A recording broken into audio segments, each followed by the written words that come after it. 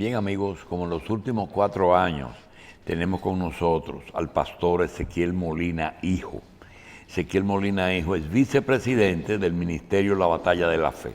La Batalla de la Fe, sin pretender crear ningún conflicto dentro de las organizaciones cristianas o protestantes, como le dicen los católicos, tiene una particularidad, que el pastor Ezequiel García, más o menos, sin ser el líder, es más o menos el coordinador del principal movimiento que llevan a cabo las iglesias cristianas en diciembre, que, por cierto, a eso se va a referir Ezequiel Molina Hijo, a la tradicional concentración evangélica nacional, la Batalla de la Fe, y a su nueva modalidad. Ezequiel, gracias por estar con nosotros de nuevo. Sí, gracias, doctor, gracias a Carlos. Es un placer para nosotros estar aquí compartiendo con ustedes y pasar este momento y darle los detalles de lo que estamos haciendo con respecto a la Batalla de la Fe.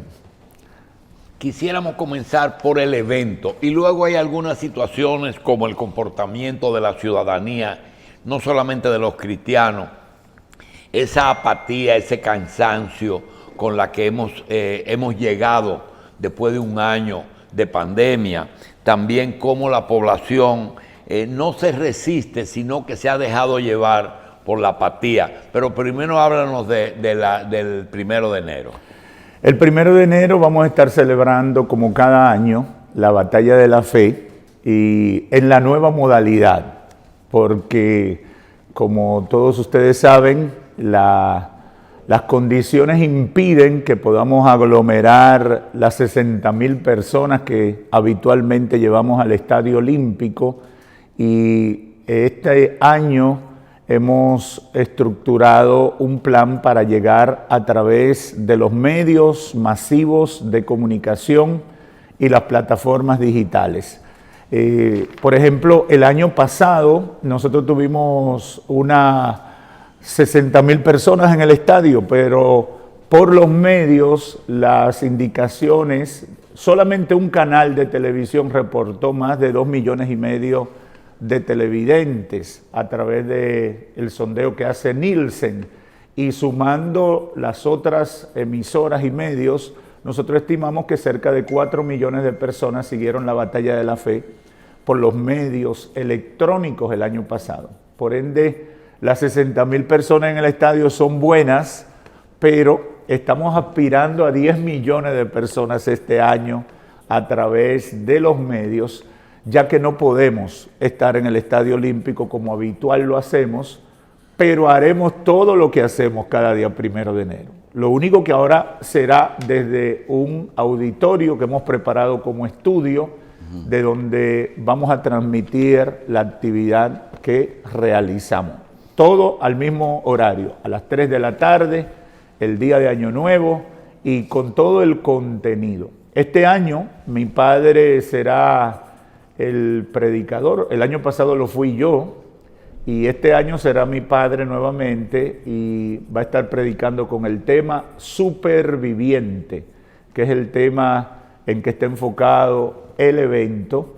Tendremos la participación de artistas cristianos, tendremos la participación de pastores de Holanda, de Nueva York, de la República Dominicana, intercediendo, haciendo oraciones. Vamos a usar todo esto que nos permite la tecnología para remotamente intervenir en un evento, porque la diáspora dominicana, vinculada a los evangélicos y a los simpatizantes de la fe, sigue de manera militante este evento en el exterior, y entonces estamos integrando todo. Vamos a usar la tecnología para que la gente esté integrada y participando, no igual que en el estadio, pero como si fuera en el estadio. Sí, ese evento regularmente sirve por la forma, por todo el interés que concita en la comunidad cristiana, como para enviar un mensaje y de cierta manera, como dicen, trazar una línea a la comunidad con respecto a la actitud que debe asumir ante ciertas situaciones con las que nos estamos enfrentando. Sin adelantar mucho, sin dar spoilers, vamos a decir, de lo que va a suceder ese día. Entonces, ¿podría usted decirnos cuáles son las principales preocupaciones y temas que deben tratarse o que debe asumir la comunidad cristiana ante la situación actual que estamos viviendo? O sea, política, sanitaria y económica. Bueno, tú planteas muchas cosas ahí, pero podría adelantarte que uno de los propósitos de la batalla de la fe es dar una palabra de orientación espiritual para la comunidad cristiana y para el pueblo dominicano en sentido general. Por eso, muchas veces las declaraciones que se dan dentro del discurso central a veces tienen un impacto político, porque el evangelio no es política, pero impacta en los aspectos sociales y políticos, porque impacta la vida de la gente. Por ende, se traza siempre, se pide una dirección de parte de Dios para poder tener un mensaje oportuno, un mensaje vigente y trascendente, para que pueda traer dirección. Entonces, eso impacta a la comunidad cristiana e impacta al pueblo. Creemos que este año, como siempre, va a ocurrir lo mismo. Estamos esperando eso. Normalmente el predicador no da muchos detalles de lo que va a decir. Bien, es algo que se queda ahí. Nos sacaste un poquito de agenda cuando dijiste una verdad, que es que necesariamente tú no puedes trazar un muro inaccesible entre lo político y lo religioso, porque una de las cosas que me arrepiento es por no haber dedicado más tiempo al estudio de las Sagradas Escrituras, porque ahí está todo.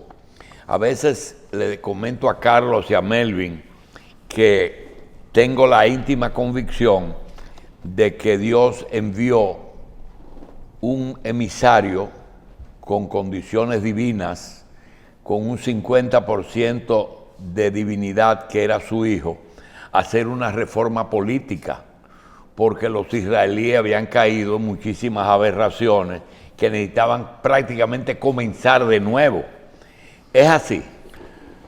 Bueno, comienza con que Cristo no era 50% humano y 50% divino. Esa es una idea hoy mismo, de una teología popular. El Evangelio nos trae la anunciación. 100% hombre. Ah, ya. Porque si Cristo no hubiera sido 100% hombre, se cae el argumento teológico por el cual nosotros, a través de él, podemos tener en él el modelo de vida humana agradable a Dios. ¿Y él era Dios? Él era el Hijo de Dios, pero estaba en condición de hombre, limitado al contexto humano. Y yo digo que es más difícil, porque cuando usted sabe de algo y usted ha tenido poder para algo, es más difícil contenerse que usted ignorándolo todo. Y él tuvo Entonces una Cristo vida vivió sin pecado. como nosotros los humanos. Él se manejó con todo, hasta fisiológicamente como nosotros. Claro, pero totalmente humano. Por eso, cuando es tentado allá en Mateo capítulo 4, y el diablo le dice, tírate de aquí que te van a parar los ángeles, porque haciendo una manipulación de uno de los salmos, entonces Cristo lo rechaza. Ahora, tenía poder para hacerlo, podía, pero no lo hacía. En Juan 11, cuando llega a la tumba de Lázaro, dice la Biblia, Jesús lloró. Juan 11:35, el verso más corto de la Biblia. Sí. Lloró, era humano, sentía como humano. Y cuando él dice, Señor, en tu mano encomiendo mi espíritu, ¿a quién se estaba refiriendo? A su padre. Pero él se estaba entregando. Él se estaba entregando no como humano. Ahí no era Dios. Ahí estaba completando. Es que Cristo no funcionó como Dios, funcionó como hombre. Era el Hijo de Dios que vino a salvar a la humanidad. ¿Y por qué ustedes, los cristianos no católicos, no le reconocen un poco de valor a alguien que Dios eligió para ser la madre de su hijo? A María nosotros la reconocemos. Pero no lo suficiente, como con mucha reserva. Lo que pasa es que el culto a María es una invención que viene, creo que en el siglo IV o Sí, pero V cuando de yo la era necesito algo de cristiana. ti y tú eres medio duro, yo voy donde tu mamá Pero y eso digo, me doña, interesa. hábleme con Ezequiel para que me resuelva un problema que tengo. Y ella, mire, tú no le dices que no a ella. No, dice, Eso es una idea muy de nosotros, pero no seguro, dice pero la es así, Biblia. así era ya La también. Biblia no dice eso. Bueno, oye, cuando a Cristo le piden, ¿verdad?, que deje de actuar, están pasando muchas cosas y la gente viene agolpándose, le dicen, tu mamá y tus hermanos están buscándote. Y él dice, mi mamá y mis hermanos son estos con los que yo estoy trabajando aquí. Bueno, eso es porque ya estaba. Sí, No, pero seguro era el pueblo. ¿Cómo dicen los presidentes? El pueblo primero, no hay nepotismo ahí. Nepotismo nada más hay en la batalla de la fe. Más nada. Pastor, ¿usted no cree que también eso es eso que él dice el doctor y otras cosas más son como una especie de terrenalización de lo que es lo espiritual? Por ejemplo, hay gente que quiere negociar con Dios, que dice, si tú me das tal cosa, yo te voy a dar una ofrenda. Y cosas así también, o pídeselo a su madre. Que caemos mucho en eso. El problema de los seres humanos es que concebimos a Dios a partir de nuestro trasfondo cultural, de nuestro trasfondo familiar, y entonces, pero no es solamente con materia de fe, en todo somos sí. así. Esa es la realidad. Entonces, por eso la guía del Evangelio es la Biblia. Y una cosa. Y hay que sujetarse a lo que dice la Biblia. Siguiendo eso mismo, Ezequiel, en el orden del destino, ¿ustedes creen que si ese ser que hizo todo, no le voy a decir Dios, ese ser que creó todo tan perfecto, un universo que tiene leyes físicas que es imposible que se hayan creado por generación espontánea? Ahí vino un super cerebro que diseñó eso, y el infinito es el mejor signo físico de que eso es así. Mira para arriba y ahí tiene la prueba. Ahora la pregunta es la siguiente. Él diseñó todo con tiempo, es decir, tú vas a vivir 72 años y más nada, y te va a pasar esto y esto. ¿Tú crees en el destino? Yo creo en que Dios tiene el control de nuestras vidas. Entonces todos los problemas también. ¿Cómo así? Entonces sería un Dios injusto. No. Porque ¿cómo le voy a poner a sufrir si yo no hice nada malo? No, porque es muy sencillo. Dios me crea y me pone a trabajar, me crea y me coloca en el mundo. Tú te vas a mover ahí. Te doy libertad para hacer todo lo que tú quieras dentro de ese ambiente controlado. Y yo decido qué yo hago. Yo tengo una libertad condicionada a la voluntad de mi Creador. Yo tengo una libertad sometida a las leyes del que me creó, que no me agarró de pie y de mano, sino que me dio poder de elegir, de ejercer es como mi una voluntad. prisión domiciliaria. Bueno, Como si que usted tú lo quiere dentro ver de tu esa manera. domicilio, tú puedes tener accionar. Sí, Tú dentro tienes de ese marco. una libertad limitada. Cuando te dijo Efectivamente. a tu imagen y semejanza, ok, tú tienes libertad para hacer ciertas cosas. Exactamente. Pero hay cosas en las que las principales tú no tienes influencia. Primero, tú no sabes ni te preguntan de quién vas a nacer, No, ni te preguntan cuándo vas a morir, tampoco. ni qué es la muerte, ni No. qué es el infierno. Las cosas principales uno no las conoce. Ezequiel. Uno no la controla, por eso es que uno tiene que depender de Dios.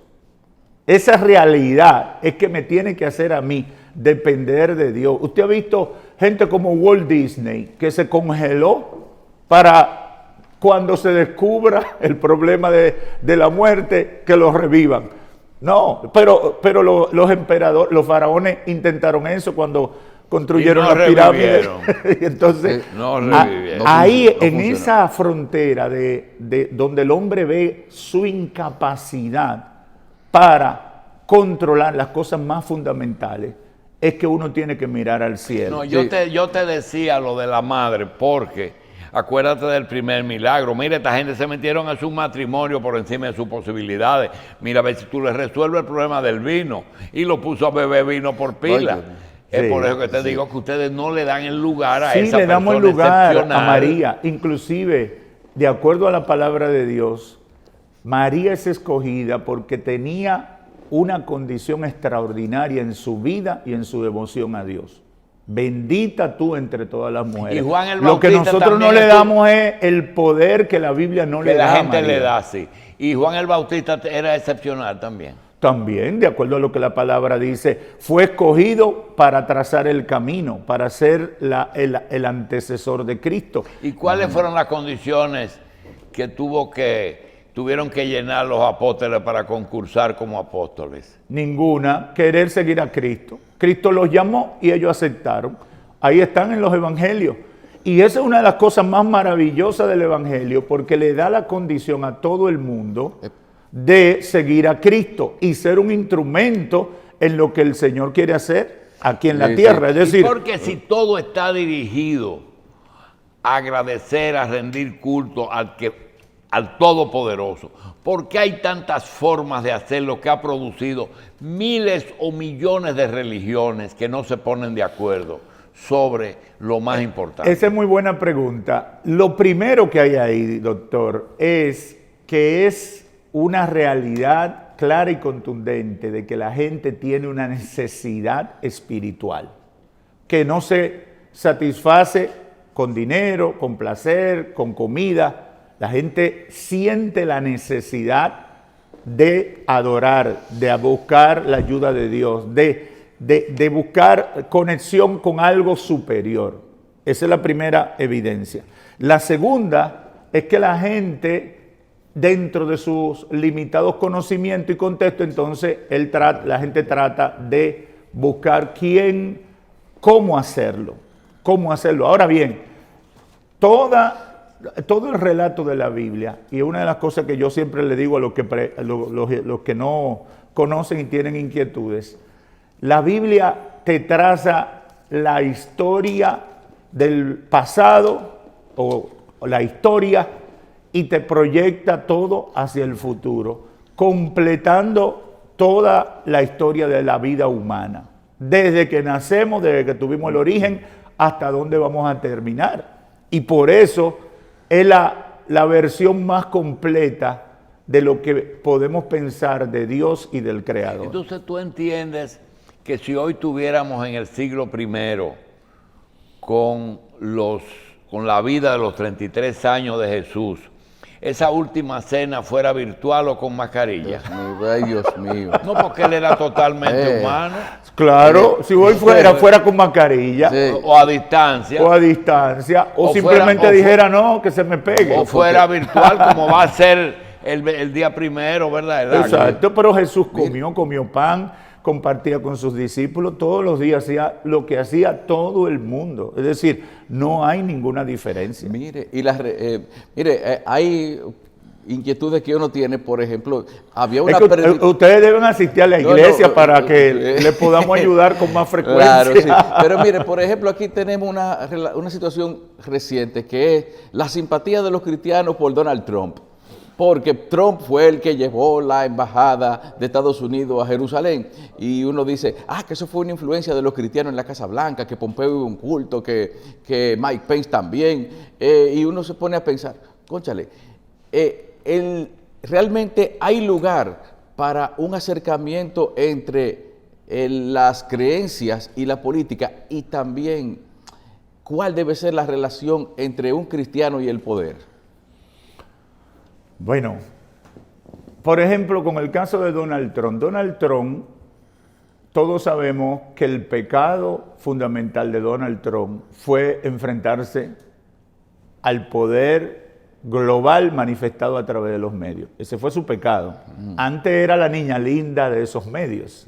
Si vemos un poquito para atrás. Es un producto de los medios. Y todo lo que Donald Trump hace, es posible que esté el elemento político. Si tú conoces la fundación de los Estados Unidos con los puritanos que salen de Inglaterra buscando nuevos horizontes, porque el anglicanismo mezclado con catolicismo que dominaba en Inglaterra es que los hace salir huyendo. Y en cuando llegan a América, forman el tipo de Estado, el tipo de pueblo que ellos entendían a la luz de su fe. Hoy es el Día del Migrante. ¿Fue una migración? Claro, claro, puritanos ingleses. Pero no política, sino económica, ¿verdad? Económica y política, y religiosa también. Porque cuando tú te vas al origen, ¿qué pasó? El rey de Inglaterra no lo dejaba funcionar y lo comenzó a perseguir, producto de la fe, de la concesión de la fe. Porque el anglicanismo es la versión del Reino Unido o londinense de Inglaterra del catolicismo, pero el protestantismo se manifiesta a partir, por ejemplo, de la concepción de los puritanos. Bien. Y ese grupo es el que le da origen a Estados Unidos. Por eso es que usted ve que Estados Unidos es un país marcado por la fe protestante. Bien. Por todas partes. Bien, ya sabemos que si hubiéramos estado en la última cena, ni siquiera el beso de Judas se hubiera dado. Pero vamos a dejar la broma y vamos a hacerle una pregunta que es importante. Si tenemos un papa en la Iglesia Católica que hasta ha hablado de que los ateos, que según Carlos no nacen sino se hacen. Nadie nace ateo. Si no se hacen, él entiende que hay que escucharlos. Aunque después no se le haga caso, pero escucharlo. La pregunta es la siguiente: ¿por qué no se aprovecha una situación como la de hoy y se buscan cuáles son los puntos comunes que tienen las iglesias? Bueno, Como ustedes aquí mismo, tu padre, Braulio Portes, y un grupo han tratado no de unir las iglesias, pero de encontrar puntos comunes con la pero claro, es que el punto de convergencia de la fe cristiana en todas sus manifestaciones son los principios de la palabra de Dios. Ahora bien, usted tiene, por ejemplo, un sistema como la Iglesia Católica que lo que menos valora es lo que dice la palabra de Dios. Es decir, cuando, no recuerdo si fue en el Concilio de Trento, no recuerdo bien ahora, la Iglesia se abroga el derecho de que lo que determine la institución es tan importante que lo que diga la Biblia, ahí comenzó la separación. Si queremos volver a unirnos, la Iglesia Católica conoce el camino, Pero porque tenemos el mismo origen. Ustedes tienen algunas interpretaciones bíblicas. Ayer vi yo en la Avenida Mella una vitrina que, sin mentirte, Ezequiel, tenía 22 Biblias diferentes. No, pero es que la Biblia original es la que está en hebreo y en griego. Y los manuscritos originales. Y no el primero. Y los traductores no la manipularon. Los traductores pueden cometer errores no necesariamente intencionales, hay algunos intencionales, pero los traductores se limitan a eso. Y por ejemplo, las mejores Biblias que están saliendo son las más recientes, porque ¿cuáles son las técnicas de traducción que se están usando hoy? Mucho más. Hoy un equipo de traducción bíblica puede tener 80, 100 personas. Casiodoro de Reina, la conocida Reina Valera, esa fue una Biblia que se tradujo bajo persecución en España. Martín Lutero, cuando traduce la Biblia al alemán, lo hace bajo persecución, trancado en un castillo. Sí, pero si tú invitas a Melvin a tu iglesia y él te pregunta, pastor, ¿cuál es la Biblia que yo tengo que comprar? ¿Cuál le dices? Hay muchas que tú versiones. la das como buena y válida. Sí, Reina Valera, la Biblia de las Américas, la nueva versión internacional, la nueva traducción viviente, porque nosotros los evangélicos no compramos cualquier Biblia. No, los testigos de Jehová se inventaron una Biblia para ellos, para acomodarla a su creencia, y ellos dicen, esa es la Biblia. ¿Los mormones tienen una Biblia también? ¿Quién? Los mormones. Ellos tienen, no recuerdo bien, pero ellos tienen el Libro del Mormón, que es para ellos más importante que la Biblia. Así es. Bien. Vamos a repetir entonces el evento. Yo quiero preguntarte algo. ¿A ustedes la depresión tiene algún papel en la religión o en la crisis de salud que tenemos? Esa es otra buena pregunta, pero mire, se lo voy a resumir en esto. Cuando uno tiene problemas cardíacos, le dicen no se emocione, Ni se- viva reposadamente para que la presión no se le dispare. ¿Verdad? Seguro. Porque hay un elemento intangible en el ser humano que se manifiesta en lo físico y en lo biológico. La depresión es un problema fundamentalmente de carácter espiritual porque parte de una persona que pierde la esperanza. Eso es una condición abstracta, intangible, pero real. Y eso lo lleva a atentar contra su vida, a aislarse y todas las manifestaciones. Por eso nosotros siempre abordamos el tema de la depresión primero desde el punto de vista espiritual. Y es la solución que se plantea en el Evangelio. Tengo que, con la palabra de Dios, ayudarte a recuperar la esperanza, a recuperar la fe, a recuperar la expectativa de que puedes salir adelante. Pero no por tus propias fuerzas, sino por las promesas de Dios, por los testimonios de lo que Dios ha hecho en la vida de la gente. Y eso sana al ser humano. Porque, como dice el Evangelio, somos espíritu, alma y cuerpo. No podemos desligar una cosa de la otra. Una condición espiritual se manifiesta en tu condición física. Tú te sientes mal, por ejemplo, dicen los médicos que la mayoría de las enfermedades tienen un origen psicosomático. Vienen a partir de una condición en la psiquis, de algo que creen, de una cosa que actúan.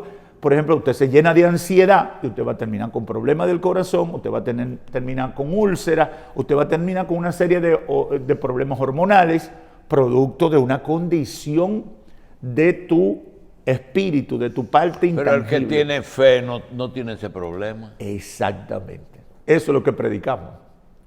El que tiene fe no tiene que ir al psiquiatra. no tiene esos problemas. No tiene Y el que que ir al la psiquiatra. tiene y la practica. Sí, Porque hay seguro. gente que dice que tiene fe, pero no lo practica. No, Pero oiga, el que tiene fe, estoy mal, tengo problemas económicos, pero tengo la fe de que Dios me va a ayudar a salir adelante. No te deprime aunque estés sin un chele. Bueno, ¿cuál es el mensaje de fin de año, Ezequiel? Bueno, este ha sido un año totalmente atípico, extraño y que nadie podía pensar que iba a ser de la manera que ha sido. Y eso nos confirma la vulnerabilidad del ser humano. Podemos tener planes, podemos tener pronósticos, podemos tener deseos de que las cosas sean de una manera y confiarnos a veces en nuestros recursos. Pero todo lo que ha pasado este año demuestra la vulnerabilidad del ser humano. Por lo tanto, mi consejo para todo el que me escucha en la República Dominicana y más allá, es tiempo de aferrarse a la fe en ese Dios todopoderoso que controla todo. Agarrados de Dios, saldremos adelante en el 2021. Separados de Dios, podemos colapsar en el intento. Bien, Ezequiel Molina, pastor, vicepresidente del Ministerio de la Batalla de la Fe, gracias y le deseamos mucho éxito a la tradicional concentración evangélica nacional, la Batalla de la Fe, una nueva modalidad del evento. No es cierto para Ezequiel ni para ninguna religión que la religión es la madre le acreditan muchos problemas a la religión. El opio de los pueblos. El opio de Al contrario, al contrario. Por ejemplo, los protestantes somos los responsables de las universidades y hasta la misma Iglesia Católica, de escuelas y universidades. El desarrollo intelectual, por ejemplo, Princeton, Yale, Harvard, son proyectos de pastores protestantes y son las casas del saber. Hay un encuentro anual que hacía la Iglesia Católica durante vivía Hawkins, aquel famoso sabio Stephen físico, Hawking, y lo invitaban al Vaticano a discutir problemas, y él era ateo confeso, ¿verdad? Sí. Y yo le pregunto a Ezequiel, antes de que se vaya, Esos debates no conducen a nada, ¿verdad? Porque el que cree, cree y el que no cree, no cree. La verdad es que el debate puede ser, en un principio, la manifestación de alguien que tiene inquietudes. Yo he conocido mucha gente que tiene inquietudes, que pregunta, y yo le he pedido a Dios que me dé la capacidad y la sabiduría para ayudarle, porque yo sé que hay gente que dice, tengo una necesidad, quiero encontrar respuesta. Y eso es una cosa buena siempre y cuando me conduzca a la verdad. Pero a veces hay gente que dice, no, yo lo que quiero es demostrar lo contrario. Y ahí no hay nada que hacer. La Biblia llama eso necio. Yo creo que Hawkins era un necio rebelde, porque él se sentía mal por su condición física y se rebelaba contra Dios. Bien, dice Melvin que les repita los medios en que se va a repetir la batalla de la fe. Va a tener a Color Visión como canal matriz de la transmisión. Color Visión será el canal matriz.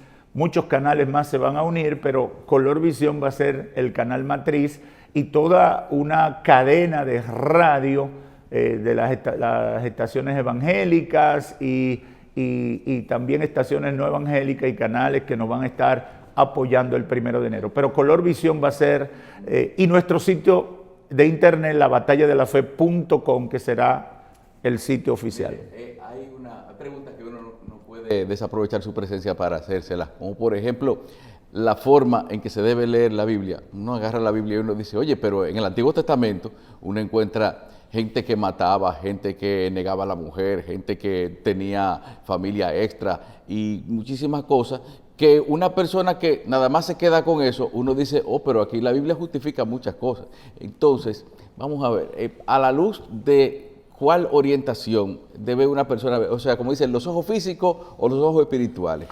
El problema es que la gente quiere leer la Biblia por pedacito y entenderla. Tú coges cualquier libro de lo que sea, y si tú coges nada más un capitulito y ya de ahí vas a sacar conclusiones, tú vas a tener un problema. Yo no quiero caer en el error de hacer 10 despedidas de Ezequiel, como Johnny Ventura, que se ha retirado mucho.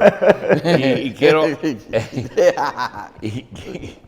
quiero preguntarle, Ezequiel, ¿realmente la fe tú la cultivas o necesariamente Dios te la tiene que dar? Uno la cultiva. No es Él que te la da. No. Dios se revela. Dios se revela a través de la creación. Dios se hace entendible a través de acontecimientos que te pasan. Dios se hace entendible a través de la vida misma. Por ejemplo, el coronavirus ha puesto a mucha gente a mirar para arriba y a decir, oh, pero no tenemos nada seguro. Ahí Dios se está revelando. Y yo decido, porque tengo esa voluntad. Desde que te dicen que tiene célula cancerosa y aparece Dios y todos los santos. Efectivamente, porque las circunstancias que me incapacitan y que me hacen ver vulnerable, me hacen pensar. Te rompe el pecho dándote golpes. Efectivamente. Gracias, Ezequiel. Gracias, doctor. Pastor. Gracias muy a ustedes. Amable.